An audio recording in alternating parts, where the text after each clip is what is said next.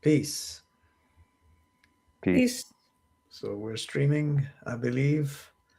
And as usual, I will drop this link just to check whether the stream is actually going or not. Ooh, Rumble is not streaming today. Interesting. Anyway, I will. Summer is here.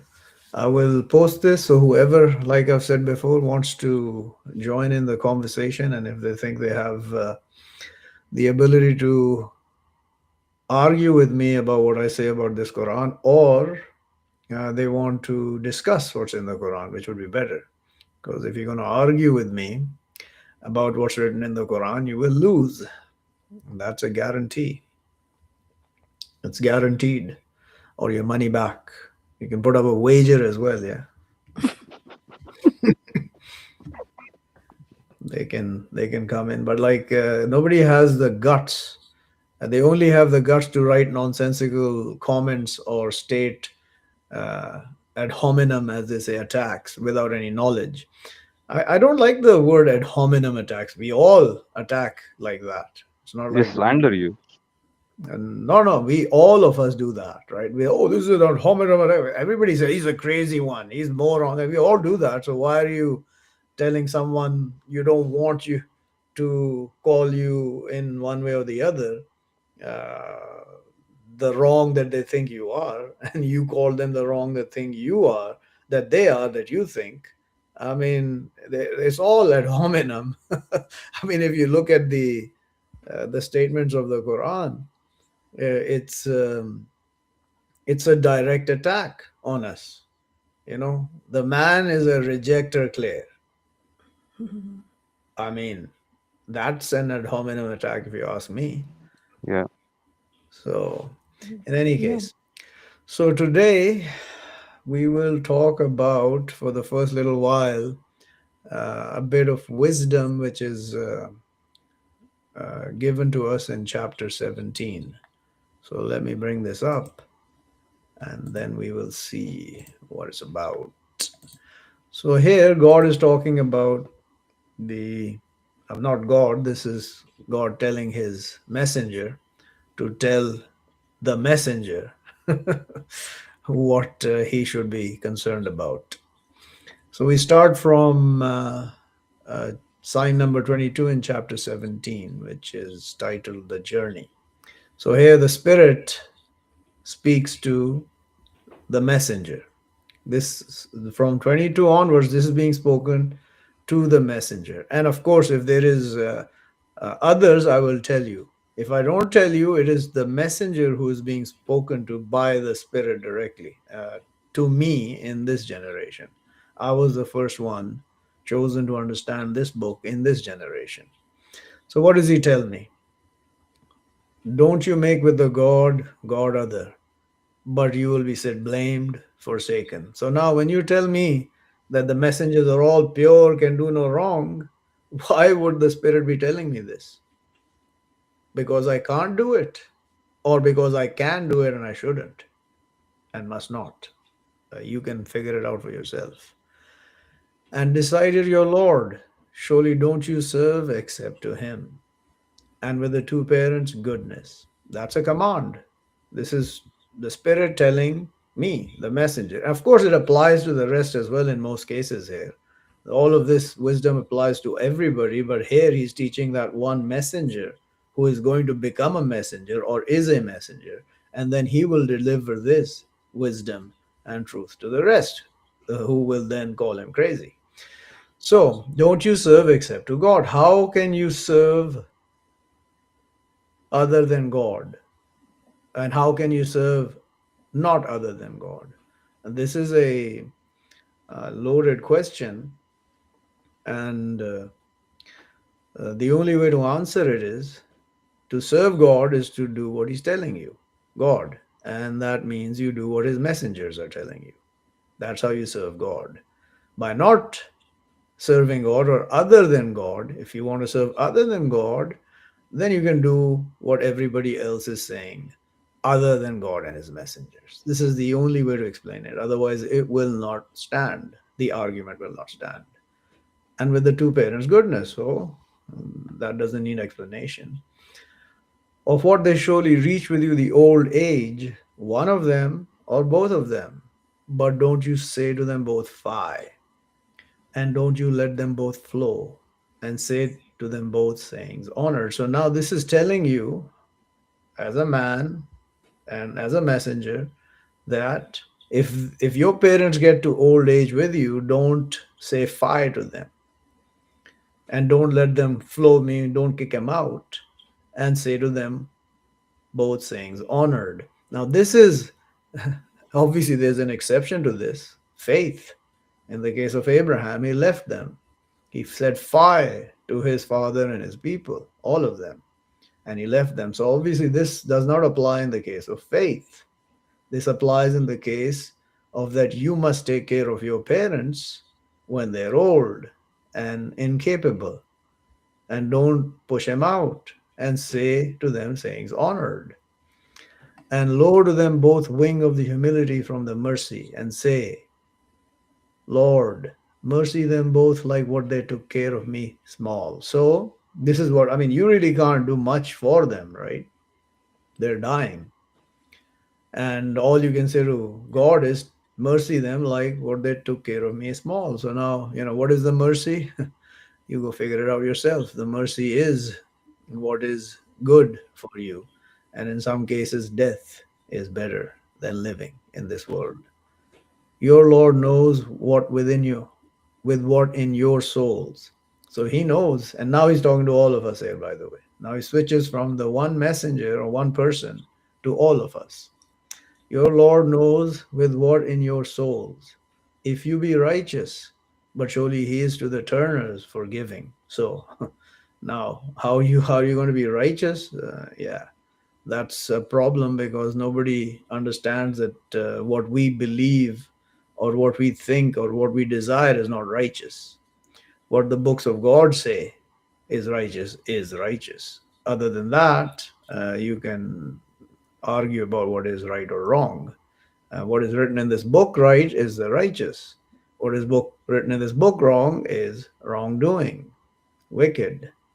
And he is turner, forgiver. If you be righteous. To be righteous, you have to believe and do the righteousness, what is right, other than what is wrong, which is most of mankind. They do what's wrong and they pretend that that is right. Your leaders lead you into that because you are deluded, all of you. You think uh, to be righteous, you have to be rich. And if you're poor, you got to be doing wrong to be poor. And bring with the close one his truth and the poor and on the path. And don't you don't you spendthrifty. I mean, I think it's spendthrifting or spendthrifty, and it's doubly written here. So, and don't you be spendthrifty. So don't be excessive in your spending. And whoever is close to you, bring his truth. I mean, if he's in trouble and you can help, you help. And the poor, and on the path, anyone you meet on the path, help him if you can. And bring him the truth.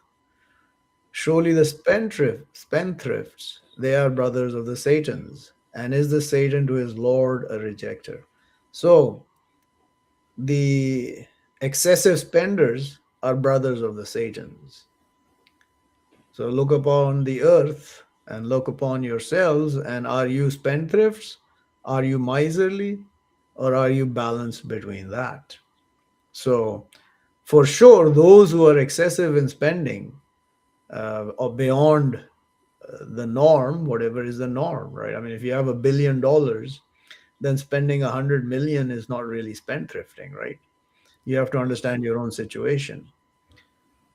And of what you surely turn over them, seeking mercy from your Lord. So now he's telling all of us, he's still speaking to all of us, that and then he speaks to the one, speak, if you turn over them, finding mercy from your Lord, you expecting her, but say to them sayings easy. So this is a statement to one, but talking about all.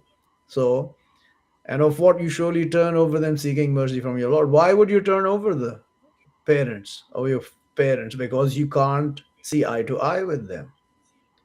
Your faith is gone. So that's why, other than that, would you turn? Or for some, you got to go to war, or you got to go and seek sustenance for yourself, whatever the other thing is. The main one is when you don't accept their faith, because your faith is the faith of this book and they don't follow it.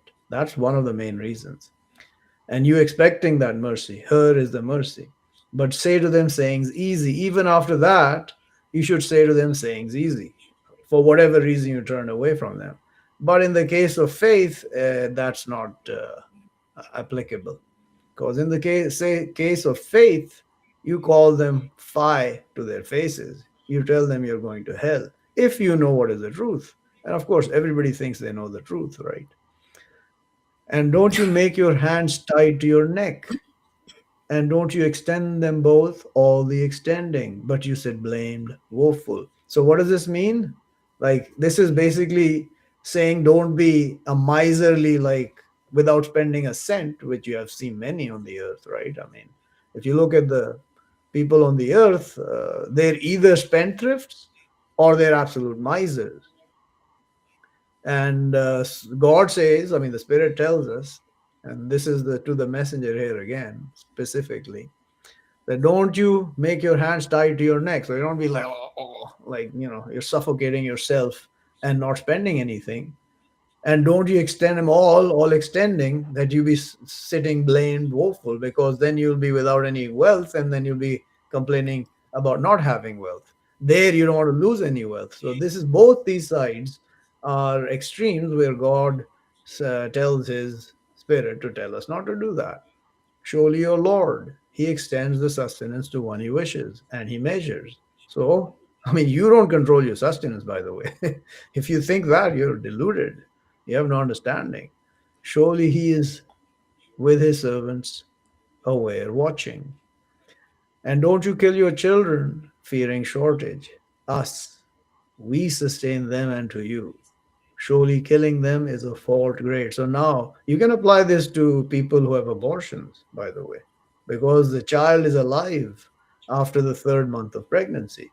So all those people who go and have abortions, and because they fear shortage, obviously, shortage of whatever means they are thinking, shortage of time because they'll have to spend time on the child, of wealth to support it, and the shortage of time to enjoy yourself, whatever. So then the Spirit says, we sustain them and to you. So don't kill them, it's a fault great. And don't you near the adultery. Surely it is lewdness and evil path. And we glorify adultery on the earth today, left, right, and center. What is adultery? People have all sorts of nonsensical explanations of adultery being one thing and fornication being another. And if you have affair with a married woman, that's adultery. And if you have an affair or a relationship with a woman or man that is not married, that's bull nonsense. It is clear, other than your spouses and those that control your covenants, any relationship like the sexual relationship is called adultery. Now, an easy way to understand is those that you're married with are the only ones you can have relationship with. In the Quran, there is a corollary where it adds those that control your covenants. Your covenants control those women, and that is a bit more complicated than the simple understanding of marriage. And I'm not going to explain that. People don't understand that, and there's no point explaining it because they don't even understand what adultery is. So keep it simple for yourselves, that unless you're married, you cannot have sexual relations with anyone, period. And that part where what control your covenant, you can learn about it. It's written in chapter 60, the second last sign. You can read it and understand what that means, but it's not straightforward. And people have made nonsense out of that over the years and centuries. And don't you kill a soul which sanctifies the God except with the truth.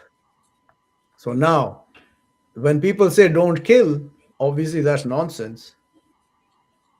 Don't kill the soul which sanctifies except with the truth.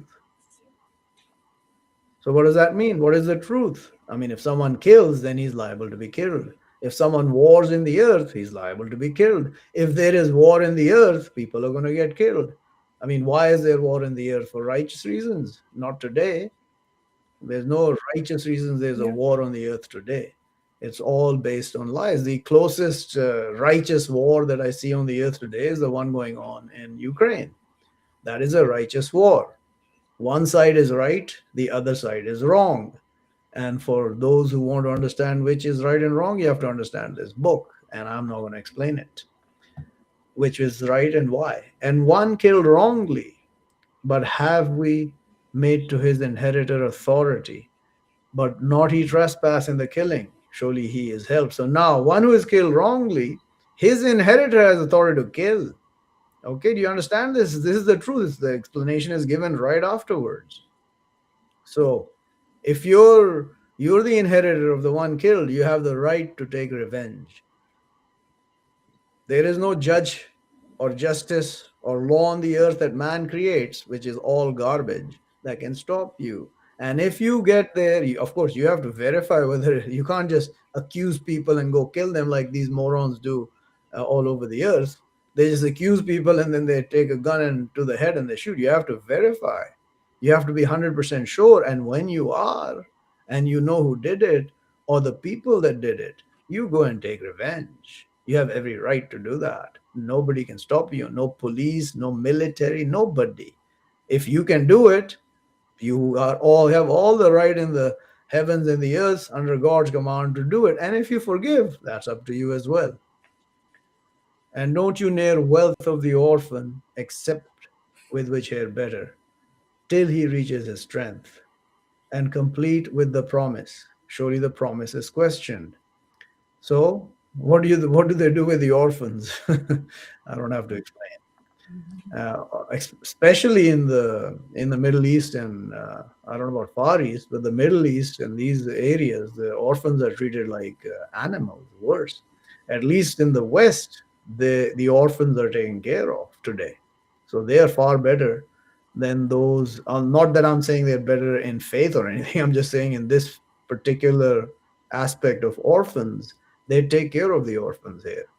Whereas if you look at the Middle East and that area, the orphans are like absolutely treated disgustingly and don't near their wealth. So if the orphan who is not of age hasn't reached his strength when he's ready to sustain himself, do not near their wealth except which hair better.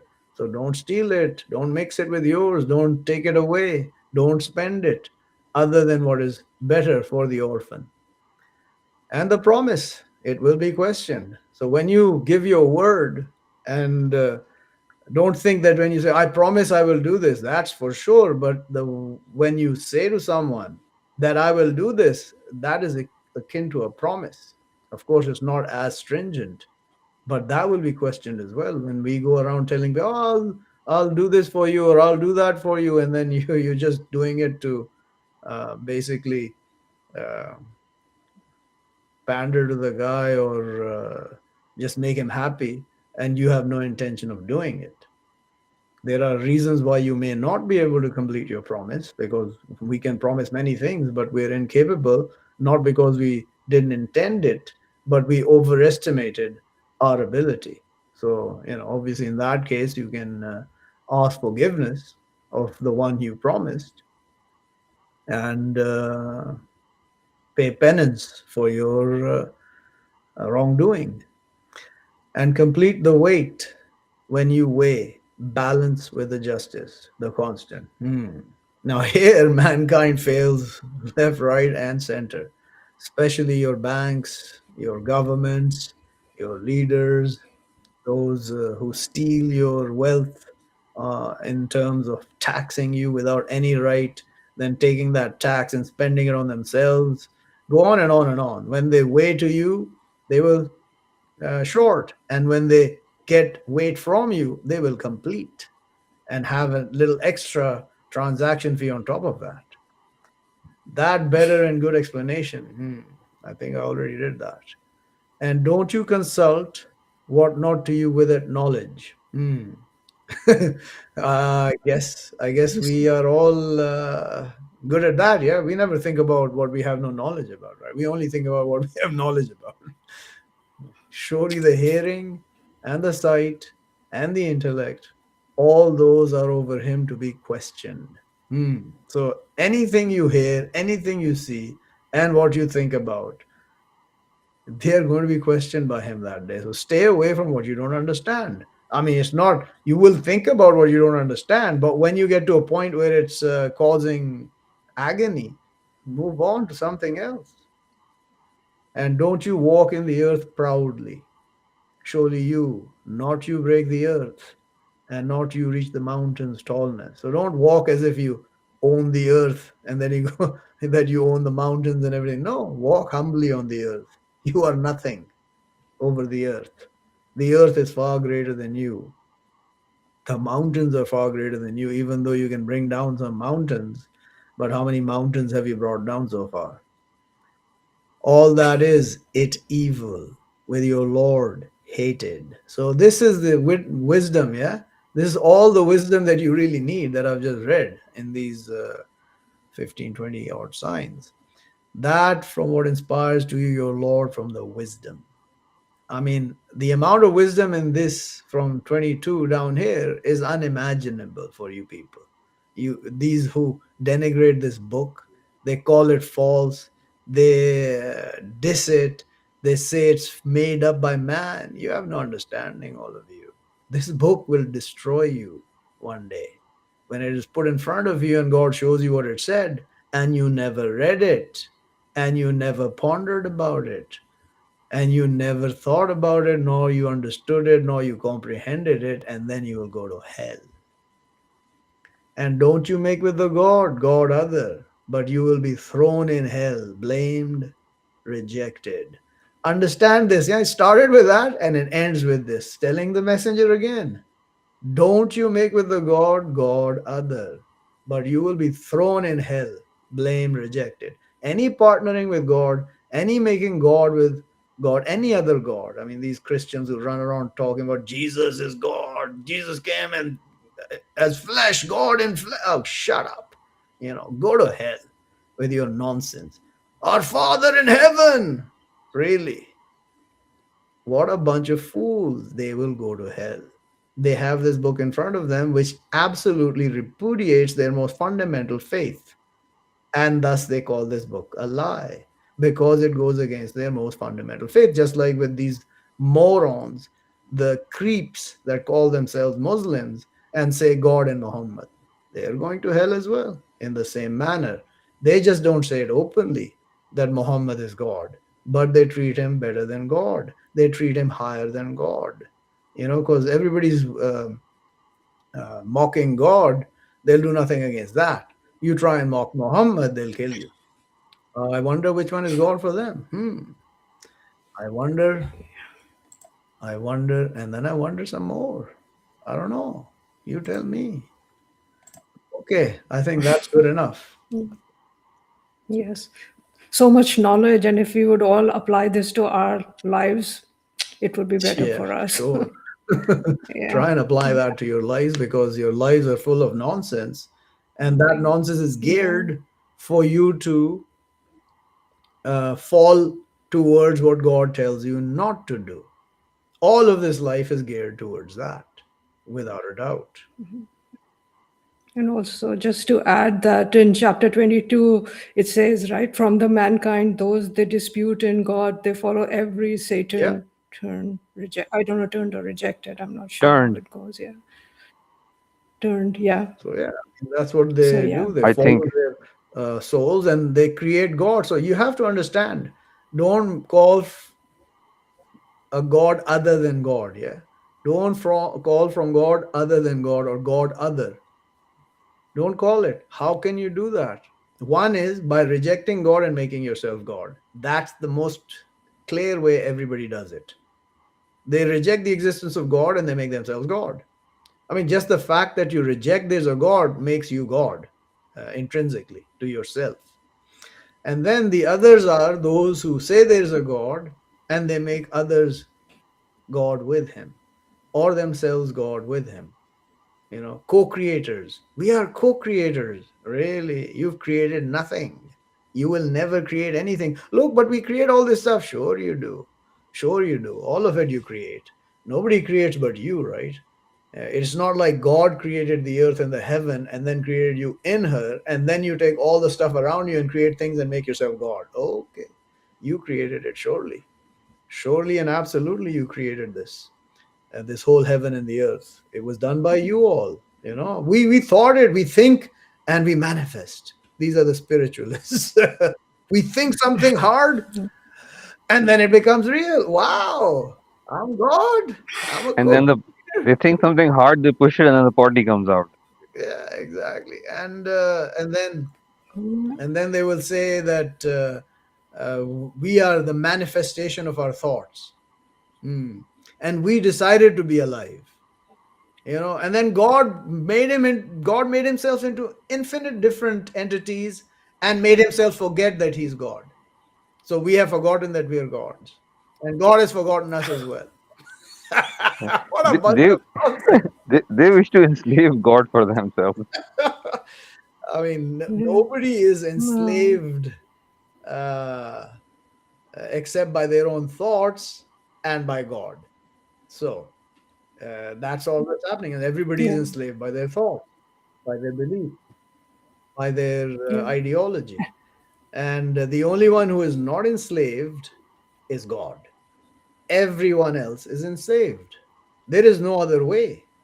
The rest are all enslaved to God, whether they like it or not, whether they think it or not, whether they know it or not. They are slaves of God. Oh, the slave word is bad. Oh, let me tell you, you're servants of God then. Be happy. You're not slaves, you're servants of God. Hating Yeah. servants of God. Yeah. And also, Most of them. yeah. And people, don't realize also that whatever we do, God gives us the ability and the capability to do it, and He can take it away from us at any moment. Like He can take away my power to even lift my hand at this moment. And so, how much do I control? Not much at all, right? Like, He can fix us over our places. yeah, The sign that you talked about, yeah, Manas, was, I think, chapter 22, the contention. And from the mankind one, he disputes in the God without knowledge, and he follows every Satan turned. yeah, that's correct. Yeah, I will. Yeah. Anyway, so uh, where do we go from here? Summer asked me to explain a sign in chapter 8 and sign number 42, I think it was. Imran asked me about this a while back as well, but she asked a different thing. So this sign number 42 in chapter 8, the bounty. This is about where Muhammad and the believers confronted a party, their enemies, and there was another group which is also mentioned, and I will explain who that other group is later clearly, but I'll tell you who that is. So behold, you were with the valley of the world, and they with the valley, the far. So you are obviously talking to Muhammad and the believers, that you were with the valley of the world, and they with the valley, the far. They here are the angels, and the riding lower from you. So the third party, the ones they're going to confront, are lower from them. They were in a valley, and those guys were lower in that valley or some other place there, lower than them. And if you promised, to your deferring in the promise. So the only way they're going to come together is because God had decided. And but to his deciding, the God, a command was to be fulfilled. So they were going to meet no matter what they thought. Yeah. They were going to meet these two parties. And the third is in a valley far. Where is that? I don't know. In this earth or a different, doesn't matter.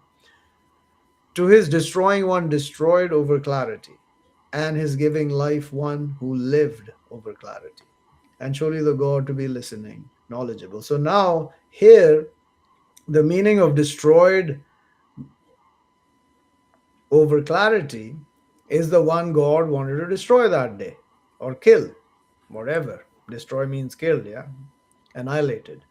And his giving life one who lived over clarity. So that day, God had decided clearly who is going to be destroyed and who is going to live from the believers and their enemies. That has been decided, and they had to meet for that to happen. Whatever, whichever battle this is, I'm not going to go into the detail of that. So here, the clarity of this is that whoever was going to be killed that day was over clarity from God. God was going to clearly destroy that person, those people, and He was going to give life or let live those lived over clarity. So He has decided who is going to live that day and who's going to die from these two parties. The other third party is of no concern. You can't kill the angels. Yeah. So now to confirm where is happening here is in chapter 8:46. And behold, beautified to them the Satan their deeds. And he said, so this is the one that is lower in that valley, other than the people with Muhammad. And he said, so this Can guy, we see this? Sorry to interrupt. Can we see that sign? okay, I'm not sharing it yet. All right. You should have sent me before that. Okay. So anyway, I'll Thank put the you. one that I was just reading is this one. Yeah, before. And now it's chapter 8:48. So beautify to them the Satan their deeds. And he said, so now he's buttressing them and he's saying, no worries, man, I'm with you. No overcoming to you the day from the mankind. So he's telling those people down there, reassuring them, look at how they do it today, by the way, your leaders. And surely I'm moving to you. I'm with you guys. I'm behind you. I'm with you, Ukraine. Don't worry. We've got your backs. Don't worry. Russia's going to be overcome in 5 days. They're running out of weapons. Don't worry. I mean, this is satanic, right? Same thing. But when Saul the two troops ran back over his heels, and he said, surely I free from you. Surely I see what not you see. Surely I fear the God, and the God severe the end. So the Satan knows, right? When he saw the angels, he was like, okay, I'm out of here. You guys are on your own. Of course, this example that I give of Ukraine is not, I'm just showing how they do it here as well, right? Yes. Yeah, They're backing you, and then when they see you're in turmoil and you're collapsing, they'll just turn away. Oh, sorry about that. absolutely. You anymore. That's what's happening to Ukraine now. If you look at it, they're all satanic. I mean, not that the Russians are not satanic; they're also satanic.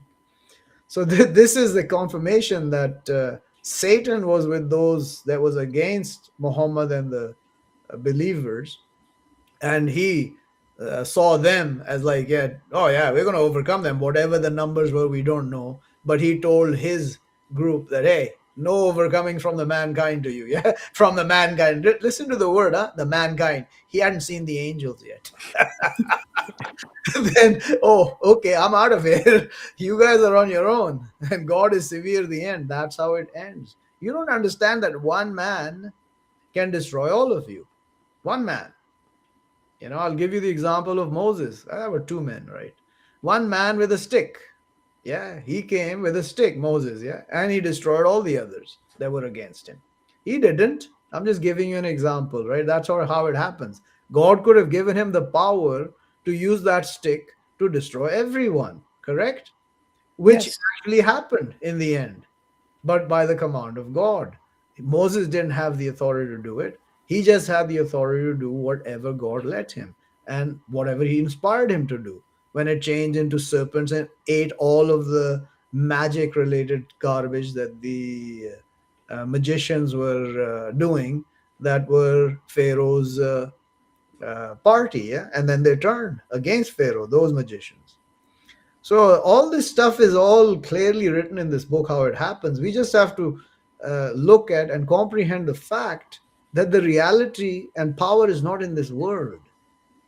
No weapon you create in this world has any real ability to do anything except with the will of God. And when that weapon is used against someone else, God can finish it off or stop it at any instant, even a nanosecond before it's going to be causing the destruction. He can freeze anything he wants at any time. It doesn't matter. It's all under God's command. And Satan knows what's happening. It's not like Satan is unaware of what's going on. He was one of the angels from before. So, anyway. let's go to chapter 9. I don't know whether I think that was 46. And let me see. I think it was. So, yeah, it is sign 46 in chapter 9. So, here I'm going to start over from 43. So, the Spirit is talking to the messenger here, passes over the God over you. So, God is passing over me or Muhammad or any messenger. For what?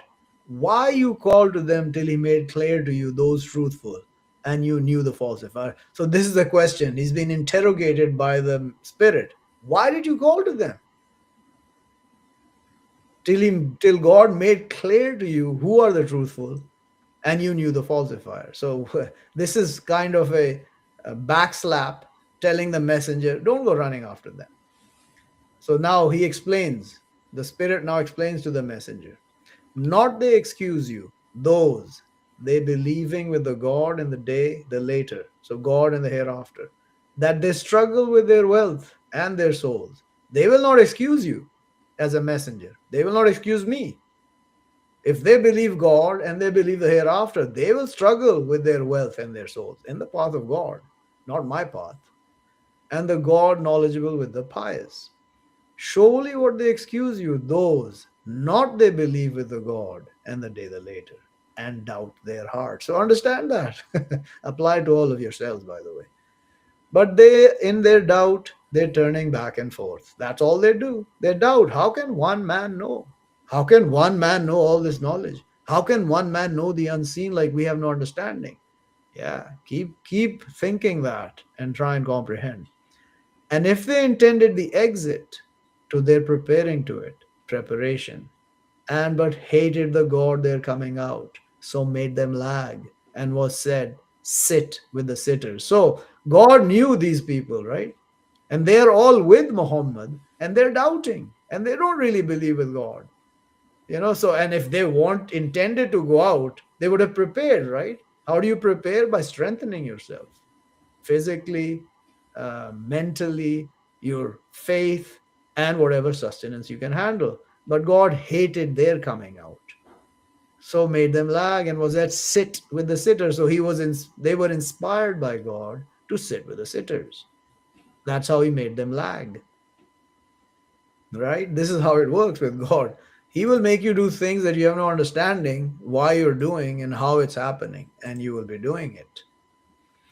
Okay, so I think that's the end of that. What's next?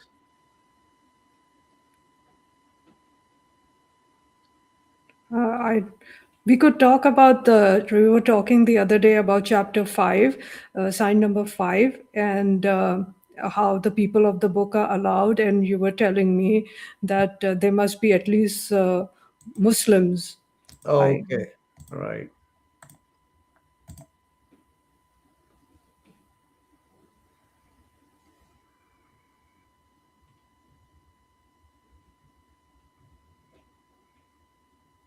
It wasn't chapter. I don't, was it? Chapter 5, sign number 5. Okay, so let me bring this up. So here, the Spirit is telling to those who believe here, by the way. This is directly to all those who actually believe, which believe this Quran and have the faith uh, mandated in this Quran. The day allowed to you the good, and food of those brought the book allowed to you, and your food allowed to them, and the chaste women from the believing women, and the chaste women from those brought the book from before you, when you bring them their rewards, chaste other than unchaste, and don't be taking affairs. And one he rejects with the faith, but are shut his deeds, and he in the hereafter from the losers. Now, so who are these guys talking about? I mean, who is this? Who are these people the Spirit is talking to us about? So, what is good? Whatever has been prescribed in this book. And food of those brought the book allowed to you. So, you can eat with them. It's not like you can eat the food they're eating. I mean, if you go sit with the Christians and they've got pig on the table, you don't want to eat the pig, right? Yeah. You don't Yeah. want to eat blood. You're not going to drink blood, but that means you can sit with them and eat, whereas you are told not to by your leaders and your high ones. You cannot sit with the Christians. You cannot sit. No, I can't sit with you people who have this Quran in your hands because you're mocking it every day and you know it. And if you don't know it, then you're completely oblivious, which is worse. I don't know. And your food allowed to them, so they can come and eat with you. And the chaste women from the believing women are allowed to the believing men, and the chaste women from those brought the book from before you. Now, who are the ones brought the book from before me or us, who are the believers? All of them, not just the Bible holders and the Torah holders, the Quran holders as well. Those who have this book from before me are also brought the book before me. They had it before I came here, obviously, right? So now, who are these chaste women? The chaste is those don't have any affairs and are not adulterous and all. And the chaste women from those brought the book. So now, if you say, oh, we can marry the Jews and the Christians, no, it is not saying that. It is saying those that have the book from before you and believe there is only one God and make no partners. Those are the ones you can marry. You cannot just go marry a Christian and a Jewish, disallowed. They're rejectors. They are partnering with God. It's disallowed. It cannot be allowing that. So the only ones allowed to the believers, those who believe, are those who are believing with this book and the Bible and the Torah and all other books of God, and they're not partnering with God. So if those people may not be following the Quran, they may be following the Bible or the Torah, but as long as they don't make partners with God and don't reject the Quran, I mean, they will eventually see the Quran is telling the truth. If they marry a believing man, I mean, they will have to see it, right? They will have to see what this man is saying. And if they don't partner with God, they will know that the Bible is causing absolute anarchy by making other gods with God. You know, if they were other gods with God, there would be no constancy in the heavens and the earth. All the heavens and the earth would be warring, you know. The only thing that is warring is mankind against each other. Everything else is quite stable and static, relatively speaking. Yeah. So this is what here it means. It's not like when people say, "Oh, I can go marry a Jewish woman, but what about the Jewish man that can't marry a so-called Muslim woman?" What are you talking about? Nonsense. The opposite is right as well. A believing woman can also marry a man who is not partnering with God, is not rejecting any books of God, does it may be oblivious, but he believes there is a God, no God except God, and he does not partner with God. He may not even be a Muslim, or she, right? Depending on a man or a woman marrying the other side, that are not believers yet, but they at least do not partner with God, and they believe there is one God and no God except He. And they do not partner anyone with God, and they don't make gods other than God and themselves gods. No, there's only one God, and you can't see Him. This is the biggest problem mankind has. They have to see to believe. And they saw Jesus and they believed He was God. And He told them that He didn't even tell them that. Apparently told them He's Son of God. Nonsense. And they say He's God Himself now. Oh, okay. Keep going on your nonsense. See how long that lasts. Yeah.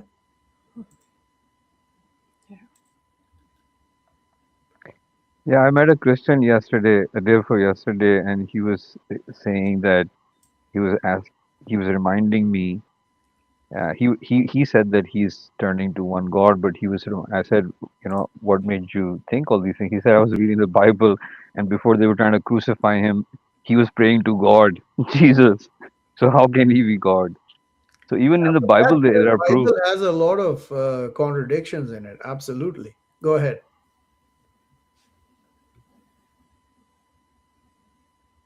So I know somebody who had a divorce recently, a vicious divorce. An old school friend of mine from the Philippines, and they had a terrible breakout. Both of them are Pakistani Americans, so called. And you know how divorces occur over there. So, from your knowledge, what can you tell us about what should those people who are fighting amongst themselves with divorces and having vicious, evil battles, how should they take care of their children? I don't understand what your question is here. If you can clarify more clearly what you're trying to Uh, ask. in in their divorce, the children suffered the most. You know, they It got doesn't kicked matter. around. That has no meaning. I don't Okay, understand why that has any meaning. Why? I mean, if you are going through a separation or a divorce, first of all, are you a believing woman or are you a believing man? Are you believing people? If you're not, and you're most of you are not out there, so what is the secondary aspect of vicious divorces or not? I don't understand. true. Unless you're a believing man or a believing woman and believing parents who are also going through a divorce, which they do. It's not like believing men and women don't divorce. People who think that are nonsensical in their heads. Absolutely, we can divorce and have divorces and go marry other women if we please. Or the women can divorce and marry other men if they please. But until you're believing men and women, or a man or woman going through a divorce, the divorce itself has no meaning as far as the book is concerned. You divorce as you please. You're not following the book. So why are you asking, well, how should they do it when they don't believe the book in the first place? True.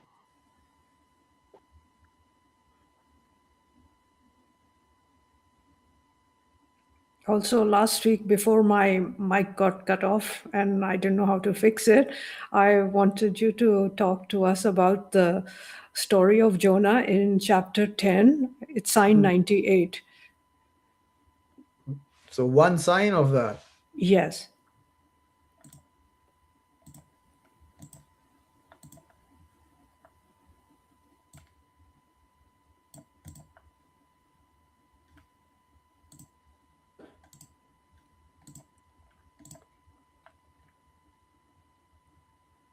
Just this one sign.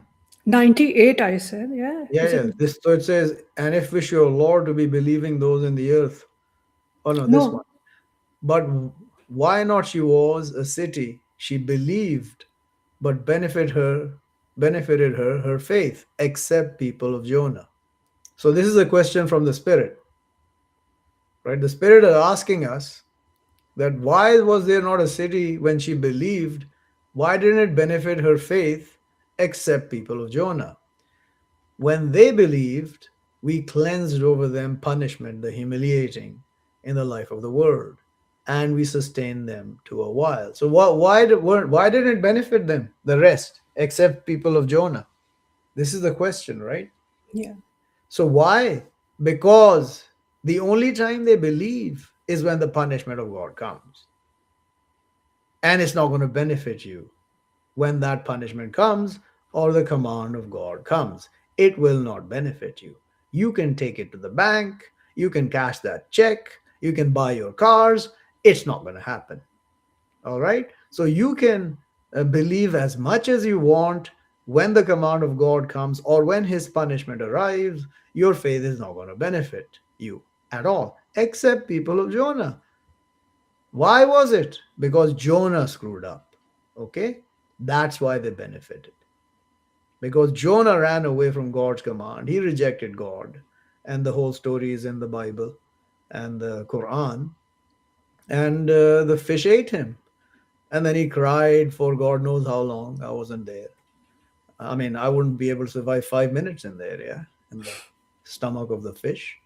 And he turned to God and he said, no God except you, glory you. Surely I was from the wrongdoers. So he kept saying that for however long he had to, till God accepted his turning. Then he sent him back to his people. And then 100,000 or more believed. But they did not believe till the punishment came as well. The punishment appeared, and then they believed. When they believed, God cleansed the punishment. He did not destroy them. That doesn't happen to every other people. The only one that benefited were the people of Jonah. The rest were destroyed. They were kicking and screaming and saying, "Surely we were wrongdoers. Surely we are wrongdoers." But this crying did not end till God and his angels mowed them down and destroyed them all and put them in hell. So the only one who benefited were those, and their worldly punishment, the humiliating worldly punishment, was cleansed, and they were sustained to a while. That doesn't mean that when they believed, and then most of them rejected after that, as usual, most likely, those who rejected after that, doesn't mean they're going to be saved in the hereafter. They're going to go to hell. So it's not like you believe here and then you're mercied by God and you're blessed by God and you're given all sorts of blessings of God, that then you turn back and that's going to benefit you in the hereafter. No, you have to die in that faith. You have to die believing what this book tells you to believe. And if you don't, and you're against it, and you've rejected it, then the end is hell. I understand it now. Yeah. Yeah. All right. So, any other thing? Or we can mosey on out again. I have nothing. All right, then.